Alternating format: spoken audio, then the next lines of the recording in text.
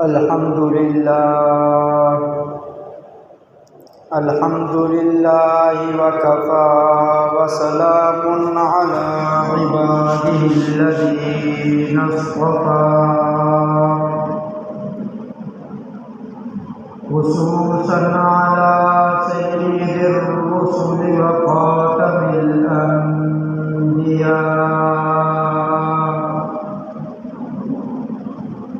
أما بعد فأعوذ بالله من الشيطان الرجيم. بسم الله الرحمن الرحيم.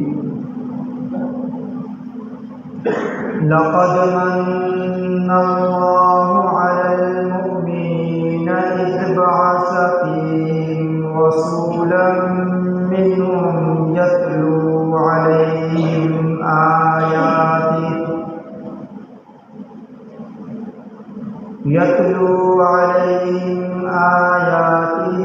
ويزكيهم ويعلمهم الكتاب والحكمة وإن كانوا من قبل لفي ضلال مبين. صدق الله العظيم وصدق وبلغنا رسوله النبي الكريم الأمين، ونحن على ذلك لمن الشاهدين والشاكرين، والحمد لله رب العالمين.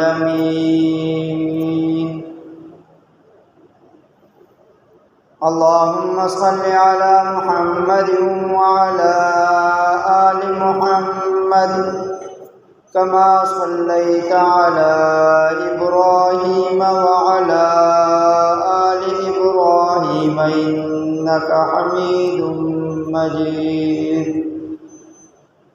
اللهم بارك على محمد وعلى آل محمد كما باركت على إبراهيم وعلى آل إبراهيم إنك حميد مجيد.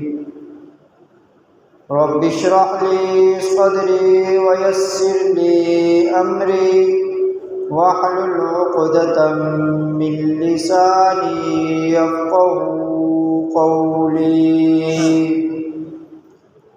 رب زدني علما. اللهم أرنا الحق حقا وارزقنا اتباعه، وأرنا الباطل باطلا وارزقنا اجتنابه. سلام ساکا پر بتلاکوں جس نے توڑ دیے، سلام ساکا پر بتلاکوں جس نے توڑ دیے. دنیا کو دیا پیغام سکون، طوفانوں کے رخ موڑ دیے. کیا کیا نہ دیا اس محسن اعظم نے اس عالم کو، دستور دیا منشور دیا، کئی راہیں دی کئی موڑ دیے.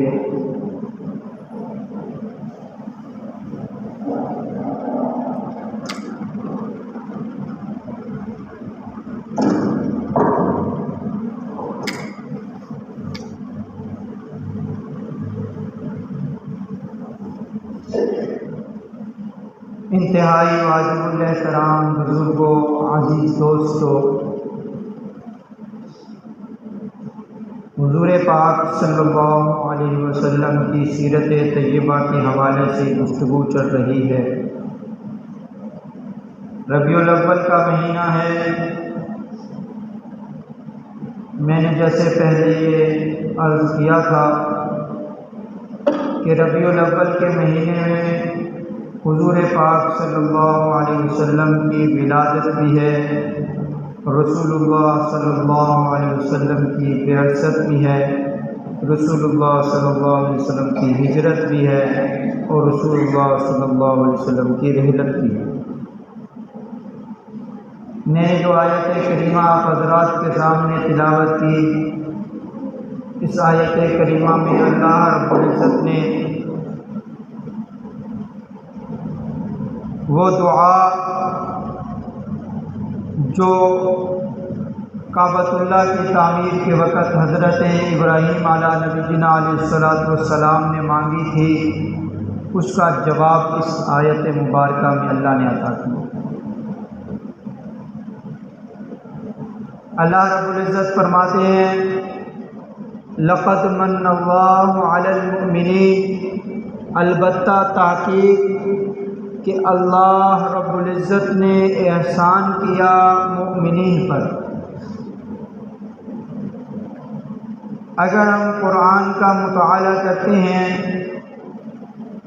پوری تاریخ انسانی کا مطالعہ کر کے دیکھتے ہیں، کہیں بھی اللہ رب العزت نے اپنی کسی بھی نعمت پر احسان نہیں جتلایا۔ کتنی نعمتیں ہیں؟ اللہ رب العزت فرماتے وَإِن تَعُدُّوا نِعْمَةَ اللَّهِ لَا تُحْصُوهَا، اگر تم اللہ کی نعمتوں کو شمار کرنا چاہو، اس کو گننا چاہو تو تم گن نہیں سکتے۔ ان گنت اللہ نے اپنی نعمتیں دی، لیکن کسی بھی نعمت پر احسان نہیں جتلایا، یہ نہیں کہا کہ میں نے تم پر احسان کر دیا۔ اللہ نے کائنات کو سجایا، احسان نہیں جتلایا، زمین کو بچھایا، احسان نہیں جتلایا، آسمانوں کو بغیر ستون کے کھڑا کر دیا، احسان نہیں جتلایا، چرند پرند درندوں کو اللہ نے پیدا کیا، کہیں بھی احسان نہیں جتلایا، شجر و حجر پتھر ہر چیز کو پہاڑ بلند و بالا بنائے، کہیں بھی اللہ نے احسان نہیں جتلایا۔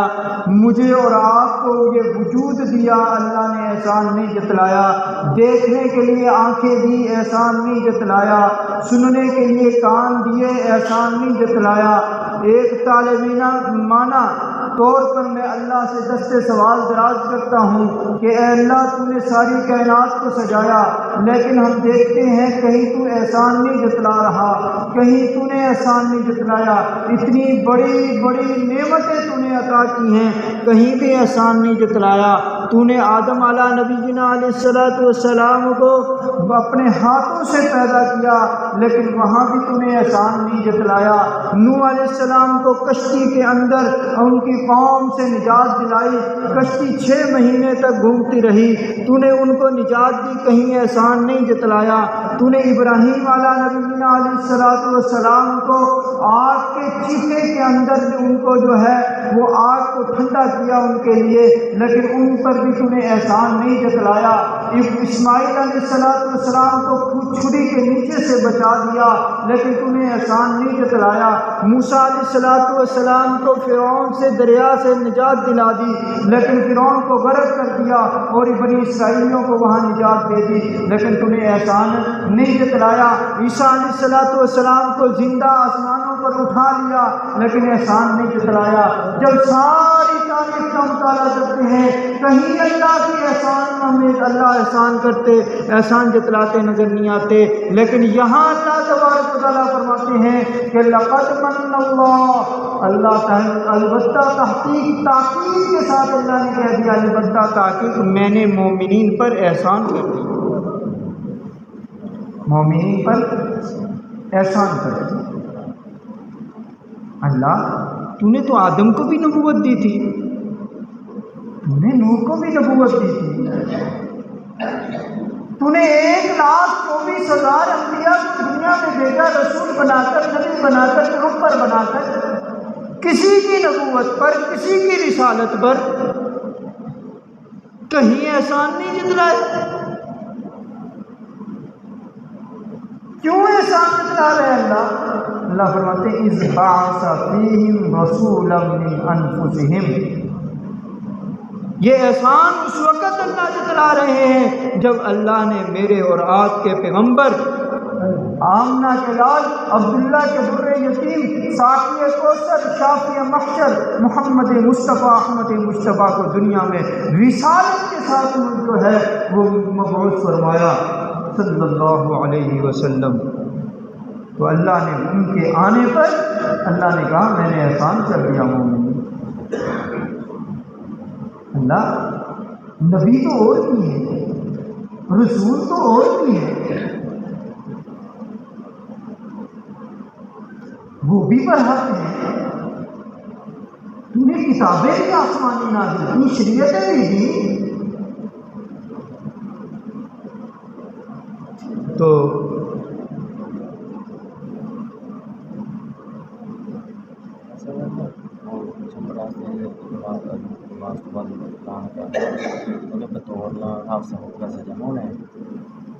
امتیاز میں حالات ہے کچھ دو چار لڑکیوں کا پیسہ، تو اللہ تبارک و تعالیٰ نے حضور پاک صلی اللہ علیہ وسلم کی بعثت کے وقت احسان کیوں جتلایا؟ جو تخیلات کے اندر اللہ تبارک و تعالیٰ کے سوال دراز کیا، بزرگوں سے سنا ہوا بات، جب اللہ کے سامنے یہ بات کی تو اللہ کی طرف سے بھی جواب یہ آیا کہ دنیا کا دستور یہ ہے، اگر کوئی بندہ کسی کا کوئی دوست ہو، کوئی محبوب کسی کا ہو، کوئی بندہ اس کے پاس جائے، جا کے کہے کہ تیرے پاس یہ جو تیرا محبوب ہے، یہ تیرا جو تیری معشوق ہے، یہ تو مجھے دے دے، تو محبوب مجھے دے دے، وہ کہے گا تو میری جان لے لے، میرا مال لے لے، میرا سب کچھ لے لے، لیکن میں اپنا دوست، اپنا محبوب تجھے نہیں دے سکتا۔ اللہ نے کہا میں نے تمہیں اپنا محبوب دے دیا، میں نے تمہیں اپنا محبوب دیا، وہ محبوب جس کے لیے میں نے یہ ساری کائنات کو سجایا۔ لولا لما خلقت الافلاک، اللہ فرماتے ہیں محبوب اگر آپ نہ ہوتے تو میں آسمانوں کو پیدا نہ کرتا، میں نے وہ محبوب تمہیں دیا، پھر بھی احسان نہ جتلاؤ، میں نے اپنا محبوب تمہیں دے دیا ہے، کیا احسان نہ جتلاؤ؟ اللہ فرماتے ہیں مومنین پر احسان دیا، کب؟ اذ بعث فیہم، جب ان میں نے بھیج دیا، جب ان میں اللہ نے مبعوث کیا کس کو؟ رسولا، ایک رسول۔ یہ وہی الفاظ ہیں جو حضرت ابراہیم علیہ نبی جنا دعا میں مانگتے ہیں۔ کیا فرماتے ہیں دعا میں؟ ربنا وابعث فیہم رسولا منہم، وہی الفاظ کہ اللہ ان میں تو بھیج دے انہی میں سے رسول کو۔ وہی اللہ نے کہا کہ اذ بعث فیہم رسولا من انفسہم، اللہ نے بھیج دیا رسول ان میں سے اور انہی میں۔ اللہ نے یہاں فرمایا من انفسہم، اللہ نے اس بات کو 3 جگہ پر یہ بیان کیا انہی الفاظ کو۔ نمبر 1 یہ سورۃ آل عمران کے اندر، دوسرا اللہ نے یہ فرمایا سورۃ جمعہ کے اندر کہ هو الذی بعث فی الامیین رسولا منہم، وہاں بھی اللہ نے اسی طرح فرمایا کہ بھیج دیا امیین میں نے ایک رسول جو انہی میں سے۔ اور اسی طرح سورۃ توبہ کے اندر آخر میں اللہ نے فرمایا لقد جاءکم رسول من انفسکم، جب آئے تم میں سے رسول جو تمہیں میں سے ہیں۔ یہ اللہ نے کیوں فرمایا تمہیں میں سے؟ مومنین جو تھے اللہ نے مخاطب کیا نا، مومنین پر احسان جتلایا۔ آپ یہ بتائیں جو مومنین ہیں یہ انسانوں میں سے ہیں، فرشتوں میں سے ہیں، جنوں میں سے ہیں؟ انسانوں میں سے ہیں نا۔ صحابہ کے بارے میں اللہ نے فرمایا نا کہ مومنین صحابہ تھے نا، قرآن کے اولین مخاطبین مومنین جو ہیں وہ صحابہ کرام ہیں، اور انہی کے ساتھ ساتھ قیامت تک آنے والے جو مومنین اسلام لانے والے ہیں، ایمان لانے والے، وہ سارے مومنین اس میں شامل ہیں۔ تو اللہ نے تو بتائیں یہ سارے مومنین انسانوں میں سے ہیں یا کسی اور مخلوق میں سے ہیں؟ انسانوں میں سے ہیں نا۔ تو اللہ نے بھی تو فرمایا فیہم، ان میں مومنین میں نے بھیجا، اور من انفسہم جو انہی مومنین میں سے۔ تو میرے اور آپ کے پیغمبر کو اللہ نے بشر بنا کر دنیا میں مبعوث فرمایا، انسانوں میں سے۔ کیوں؟ اس لیے کہ لقد کان لکم فی رسول اللہ اسوۃ حسنہ، اللہ نے فرمایا تمہارے لیے اس نبی میں، رسول میں بہترین نمونہ ہے۔ ہر لحظہ لحظہ زندگی کا تمہارا اگر تم ان کی زندگی کے مطابق گزارو گے تو قبول ہوگا۔ اگر اللہ نبی کو کسی اور مخلوق میں پیدا کرتے تو بتائیں، پھر اعتراض ہو سکتا تھا نا کہ مخلوق کو کسی اور کا، میں کسی اور مخلوق کا، تو میں اس کی اتباع کیسے کروں؟ میرے لیے وہ اس کا حسنہ کیسے بن گیا؟ جب یہ بات بیان کی جاتی ہے تو بعض حضرات کے ذہن میں فوراً یہ آ جاتا ہے کہ شاید یہ رسول کو اپنے جیسا ہے۔ ان کے ذہن میں یہ سوال آتا ہے شاید یہ رسول کو اپنے جیسا مانتے ہیں۔ اعتراض ہوا پھر یہ، لیکن میرے دوستو، حضور پاک صلی اللہ علیہ وسلم کا شرط یہ ہے، حضور کی بلندی اور مرتبت یہی ہے کہ حضور بشر میں سے۔ کیوں؟ اس لیے کہ اللہ نے سب سے افضل جو مخلوق بنائے وہ بشر انسان بنایا۔ اللہ نے فرمایا لقد خلقنا الانسان فی احسن تقویم، میں نے انسان کو سب سے اچھے سانچے میں پیدا کیا۔ پھر حضور صرف بشر نہیں ہے، اللہ کے نبی کا فرمان ہے انا سید ولد آدم، میں اولاد آدم کا سردار ہوں۔ اولاد آدم اگر بشر ہے تو حضور افضل البشر ہے۔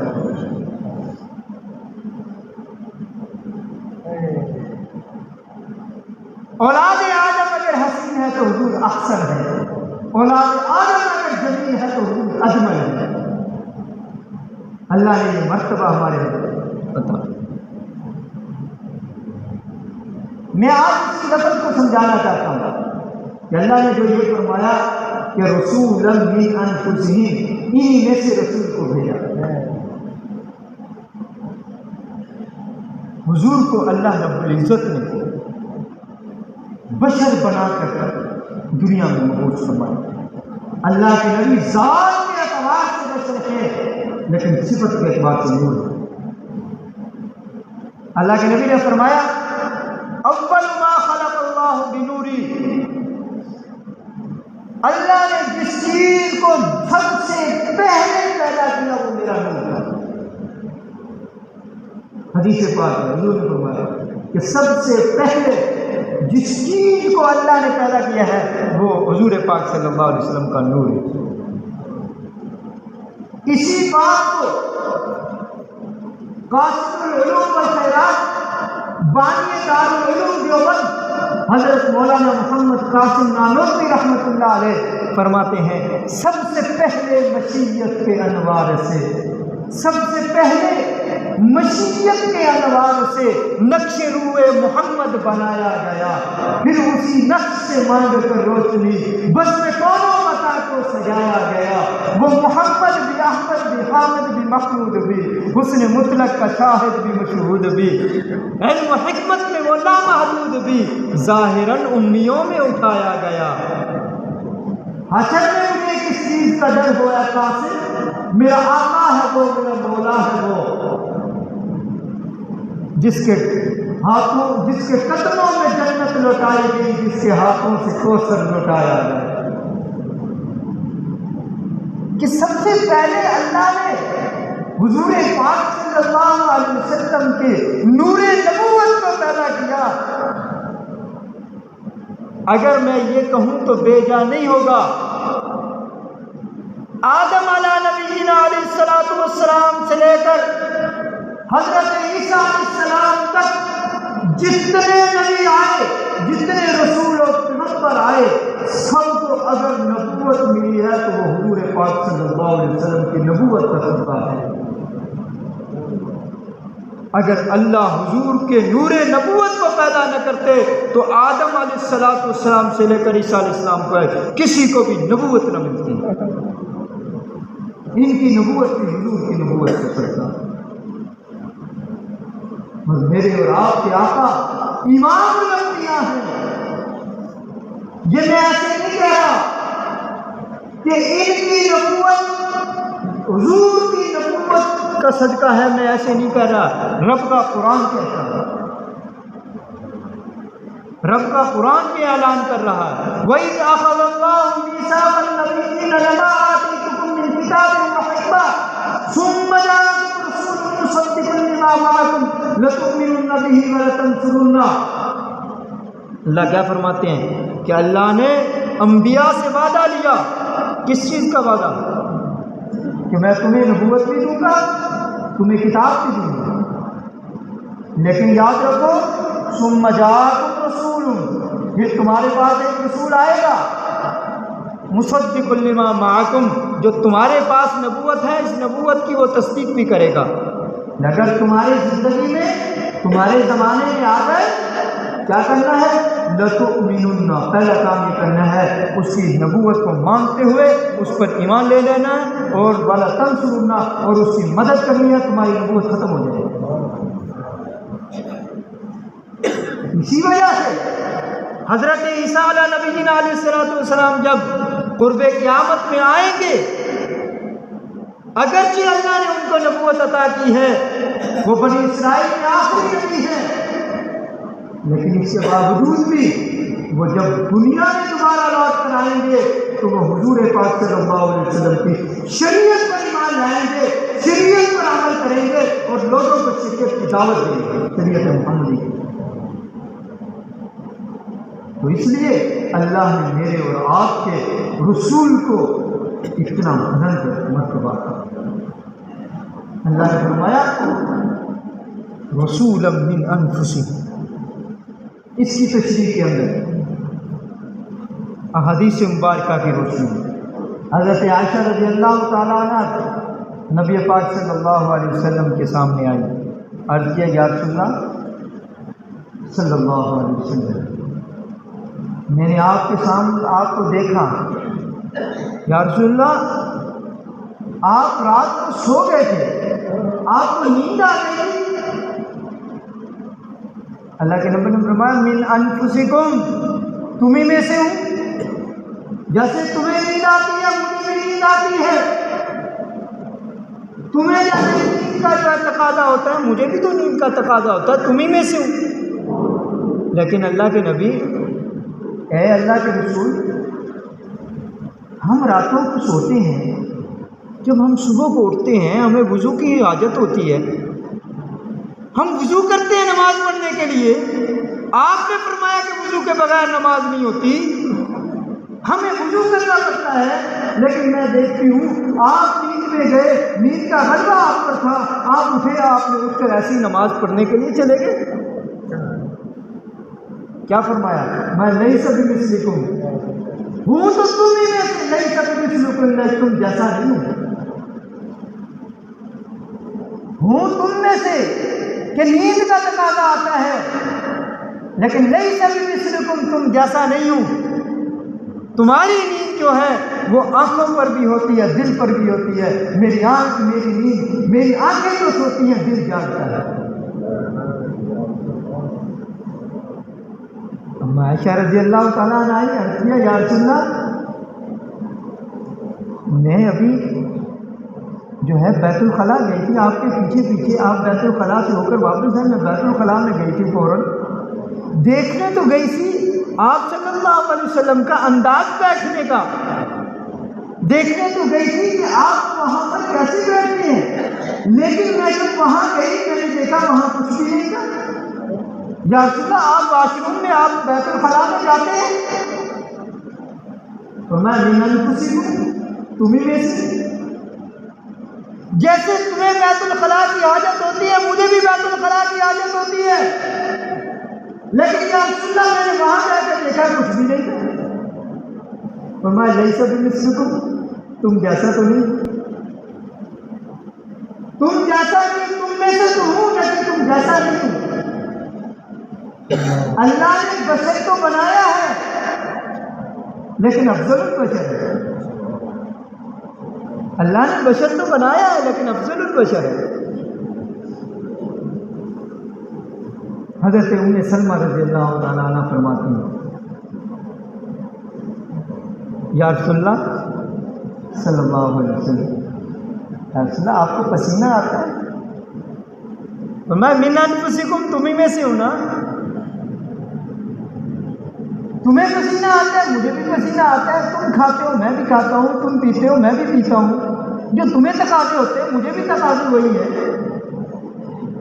یا رسول اللہ ہمیں پسینہ آتا ہے، ہر طرف چاروں طرف بدبو پھیل جاتی ہے، آپ کو پسینہ آتا ہے ہر طرف خوشبو معطر ہو جاتی ہے، ہر طرف خوشبوئیں ہوتی ہیں، راستے میں چلتے ہوئے دیکھتے ہیں جس راستے سے آپ گزر جاتے ہیں بعد میں آنے والا وہ جب اس راستے سے گزرتا ہے وہ بتا سکتا ہے کہ یہاں سے رسول اللہ صلی اللہ علیہ وسلم گزرے تھے۔ یا رسول اللہ یہ کیا وجہ ہے؟ فرمایا من انفسکم، پسینہ اس لیے آتا ہے کہ تم میں سے ہو، لیکن میرے پسینے سے خوشبو ہوتی ہے، لیسا بمثلکم، تم میں سے تم جیسا نہیں ہے۔ یہ میرے آقا کا مرتبہ۔ حضرت ام سلمہ رضی اللہ تعالیٰ عنہ فرماتی ہیں میں پھر حضور کے پسینے کو اکٹھا کرتی، اس کو بوتل کے اندر بند کر لیتی۔ میں کسی تقریب کے اندر جاتی، لوگ پوچھتے مجھ سے، میری سہیلیاں پوچھتی مجھ سے کہ ام سلمہ یہ خوشبو کہاں سے لائی ہے؟ ام المؤمنین حضرت ام سلمہ فرماتی میں نے کہیں سے یہ خوشبو نہیں منگوائی، یہ نبی پاک صلی اللہ علیہ وسلم کا پسینہ مبارک ہے۔ حضرت انس بن مالک رضی اللہ تعالیٰ عنہ جو حضور صلی اللہ علیہ وسلم کے خادم خاص تھے، حضرت عمر رضی اللہ تعالیٰ عنہ کے دور کے اندر ان کو کوفہ یا بصرہ کا گورنر بنا دیا گیا۔ وہاں جب گئے تو وہاں کی جامع مسجد میں جب جمعہ کا خطبہ دینے کے لیے آتے، لوگ جوک در جوک آپ کے آنے سے پہلے ہی وہ دروازوں تک بیٹھے ہوئے ہوتے تھے۔ یہ وہ دور تھا۔ اور حضرت انس رضی اللہ تعالیٰ عنہ جیسے آتے لوگ کھڑے ہو جاتے، کوئی ان کے ہاتھوں کو چومتا، کوئی ان کے کپڑوں کو چومتا۔ اس کی کیا وجہ ہے؟ کیوں میں اس نسل کی اس طرح کی خوشبو ہم نے کہیں نہیں دیکھی جو آپ کے کپڑوں سے خوشبو آتی ہے۔ یہ کہاں سے خوشبو منگوائی ہے آپ نے؟ یہ عرب کے کس علاقے کی خوشبو ہے؟ یہ کہاں کا عود ہے؟ یہ کہاں کا عنبر ہے؟ یہ کہاں کا کافور ہے جو آپ لگا کے آتے ہیں؟ فرمایا یہ میں نے خوشبو کہیں سے نہیں منگوائی، یہ میں نے حضور پاک صلی اللہ علیہ وسلم کے پسینہ مبارک کو اکٹھا کیا ہوا بوتل میں وہی لگا کے آتا ہوں۔ یہ میرے آقا کی شان ہے۔ اللہ نے بشر کو بنایا ہے لیکن بشر جیسے نہیں۔ حضور صلی اللہ علیہ وسلم حضرت انس بن مالک رضی اللہ تعالیٰ عنہ دوستوں کی دعوت کرتے ہیں، دوست آتے ہیں اکٹھے ہوتے ہیں۔ آئے حضرت انس نے دسترخوان کو کھولا، دیکھا وہ تو گندا ہے، اس میں میل کچیل ہے، دیکھا صحن کے اندر تندور جل رہا ہے، فوراً گئے اس دسترخوان کپڑے کو اکٹھا کیا، اس تندور کے اندر پھینک دیا، تندور کے اندر پھینک دیا۔ تھوڑی دیر ہوئی اس کپڑے کو نکالا اور آگے جھاڑا، جھاڑ کے بچھا دیا، کھانا لگا دیا۔ دوستوں نے کہا وہ کیا ہوا؟ دوستوں نے کہا ہم کھانا بعد میں کھائیں گے، پہلے تو یہ ماجرا تو بتا۔ کپڑے کے اوپر میل لگی ہوئی تھی، دسترخوان پہ میلا ہوا تھا، تو نے وہ اٹھا کے جا کے جو ہے تندور کے اندر ڈال دیا، پھر نکال دیا، جھاڑ کے یہاں بچھا دیا، کیا وجہ ہے؟ دسترخوان کو کچھ نہیں ہوا، میل ختم ہو گئی۔ حضرت انس رضی اللہ تعالیٰ عنہ فرمانے لگے جس طرح آج تم میرے مہمان ہوئے ہو، اس دن ایک دن آقا صلی اللہ علیہ وسلم میرے مہمان ہوئے تھے، آقا کے سامنے میں نے یہ دسترخوان بچھایا تھا، آقا نے اس جو ہے جہاں کھانا کھانے کے بعد اپنے ہاتھوں کو صاف کیا تھا، ہاتھوں کو صاف کرنے کے بعد جو ہے حضور صلی اللہ علیہ وسلم تشریف لے گئے۔ میں اس کپڑے کو جب سے حضور کے ہاتھ لگے ہیں اس کپڑے کو آگ نہیں چھوٹی، اس میں میلا ہو جاتا ہے، میں تندور میں پھینکتا ہوں، میں نکال دیتا ہوں، میل کو آگ کھا جاتی ہے، کپڑے کو کچھ نہیں کہتا ہوں۔ بشر تو ہیں، بشر جیسے نہیں۔ حضرت عائشہ رضی اللہ تعالیٰ عنہ فرماتی ہیں ایک مرتبہ میں گھر کے تندور میں روٹیاں پکا رہی تھی، حضور صلی اللہ علیہ وسلم تشریف لے آئے، کہنے لگے حمیرہ، حضور پیار سے حضرت عائشہ کو حمیرہ کہہ کر پکارتے تھے، سرخ رنگ والی، کتنا پیار تھا حضور کو حضرت عائشہ سے۔ میں حمیرہ کیا کہہ رہے؟ میں یا رسول اللہ روٹیاں بنا رہی ہوں، چلو لاؤ ایک روٹی میں بناتا ہوں۔ حضور صلی اللہ علیہ وسلم نے روٹی کو گوندا، آٹا پیڑے بنا کے اس حضور نے روٹی کو بنانی شروع کی اور حضور صلی اللہ علیہ وسلم اس کو تندور کے اندر لگا دیا، اور یہ لگانے کے بعد حضور کمرے میں تشریف لے گئے۔ 5 منٹ گزرے، 10 منٹ گزرے، وقت گزر گیا، عائشہ کوئی مہمان آ گئے ہیں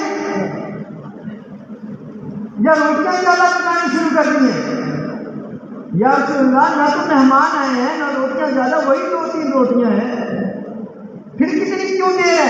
یا رسول اللہ جو روٹی آپ نے پکائی تھی، آپ کے ہاتھ جس روٹی پر لگے تھے اس روٹی سے اس وقت سے اب تک پانی ٹپک رہا ہے، آج اس وقت پوری نہیں گئی، آپ کا اس پہ اثر ہی نہیں ہو رہا۔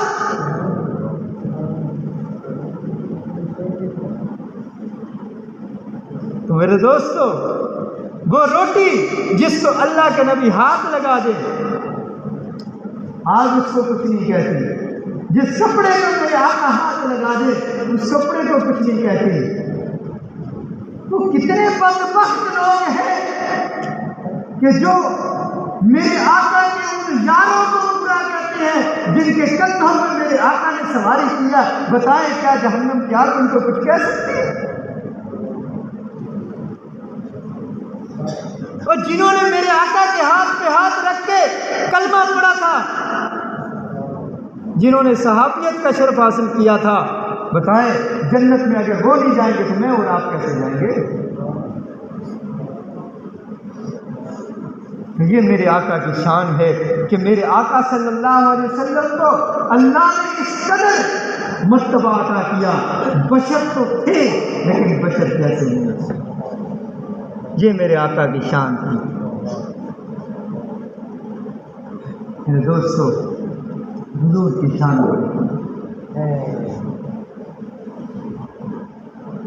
حضور کا مرتبہ بہت بلند ہے،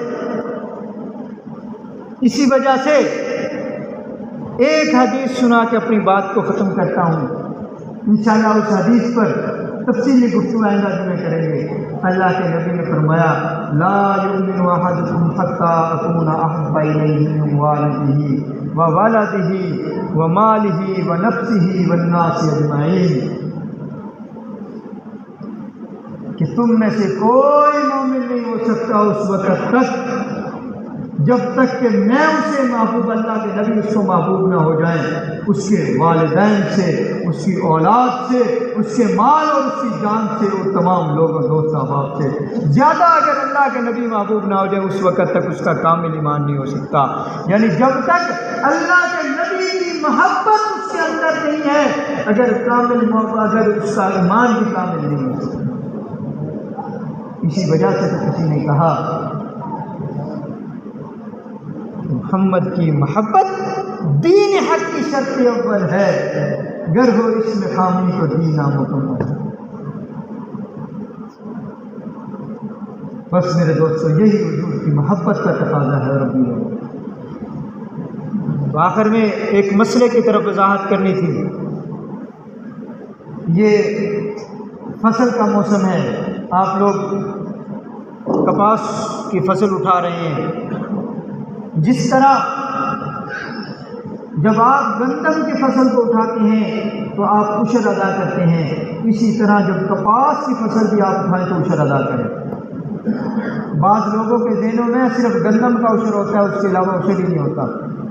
تو یہ بات یاد رکھیں، زمین سے نکلنے والی ہر چیز کا عشر ہے۔ اگر آپ یہ جانوروں کے لیے گھاس بھی اگر وہ اگاتے ہیں آپ، اس میں سے بھی عشر ہے۔ صرف 3 چیزیں ہیں جن میں عشر نہیں، 3 چیزیں۔ نمبر 1 لکڑی، مطلب وہ درخت جو لکڑی کے لیے استعمال ہوتے ہیں۔ مثال کے طور پر یہ ٹالی کا درخت ہے، یا اس طرح کے وہ درخت جو پھلدار درخت نہیں ہوتے، جھاڑیاں ہیں، ان پر عشر نہیں ہے۔ خودرو اگتی ہیں، ککریں ہوتی ہیں چھوٹی چھوٹی، ان پر بھی عشر نہیں ہے۔ کانا، یہ کانے جو اگتے ہیں ان پر عشر نہیں ہے، یہ بھی اللہ کی طرف سے خود بخود اگتے ہیں، اس کی فصل نہیں لگانی پڑتی۔ اسی طرح سے جو خودرو گھاس اگتا ہے، یہ آپ دیکھتے ہیں یہ بننے وغیرہ پر جو گھاس اگا ہوا ہوتا ہے، اس پر بھی عشر نہیں ہے۔ اگر آپ وہ گھاس، مثال کے طور پر مکئی ہے، جوار ہے، باجرہ، جو بھی آپ اس کو آپ اگاتے ہیں جانوروں کے لیے، اس پر عشر ہوتا ہے۔ سبزیوں پر عشر ہوتا ہے، سبزیوں پر بھی عشر ہے۔ زمین سے نکلنے والی ہر چیز پر عشر ہے۔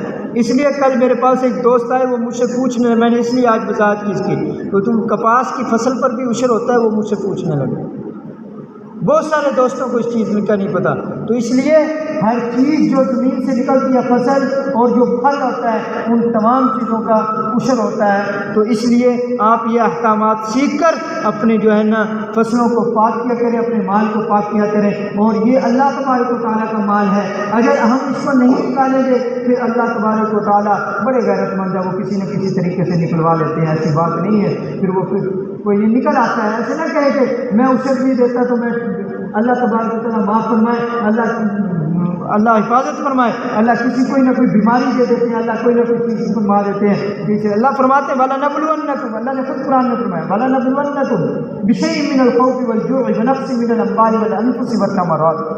اللہ فرماتے ہیں ہم پھر آزماتے ہیں تمہیں، اللہ فرماتے ہیں ہم تمہیں آزماتے ہیں، بھوک دے کر، خوف دے کر، تمہارے پھلوں میں، تمہاری فصلوں میں، تمہاری جانوں میں، تمہارے مال میں کمی دے کر اللہ کو تبارک و تعالیٰ پھر امتحان میں ڈال دیتے ہیں۔ اس لیے میرے دوستو اپنی مال کی زکوٰۃ ادا کیا کریں، اور اسی طرح جو ہے اپنی فصل پہ جو ہے وہ عشر ادا کیا کریں۔ اللہ تبارک و تعالیٰ عمل کی توفیق عطا فرمائے۔ واقع الحمد للہ۔